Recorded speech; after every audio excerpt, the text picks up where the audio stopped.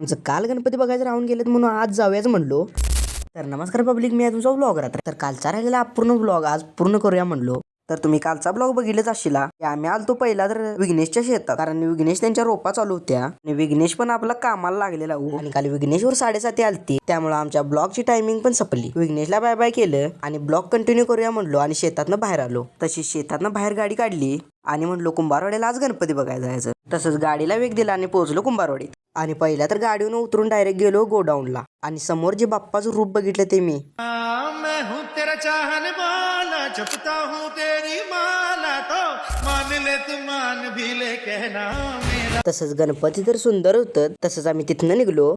तर पब्लिक आता विषय कसा आहे माहिती आहे का, हे तुम्हाला दिसते की नाही, शिवाय बघा कुंभारवाडीचा रोड. तर आम्ही जेव्हा 4थी-5वीत होतो की नाही, तेव्हा कायम आमच्या फेऱ्या असायच्या. जेव्हा गणपती याच्या आगमनाच्या वेळेस, म्हणजे त्याच्या जरा 2-3 महिन्या आधी कायम आमच्या फेऱ्या असायचे की गणपती कवा रंगवत्यात ते बघण्यासाठी. आणि दरवेळेला तरी आमच्या इथनं फेऱ्यात चालूच असायच्या.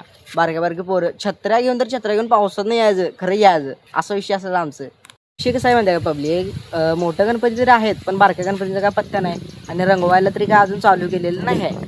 जर तुम्हाला खरंच जर गणपतींचं व्लॉग जर बघायचं असतील तर आत्ताच आपल्या आयडीला फॉलो करा. आणि जर तुम्हाला बारक्या गणपती खरंच बघायचं असलं तर पार्ट 2 असं कमेंट करा, आपण दुसरा पार्ट लगेच आणू.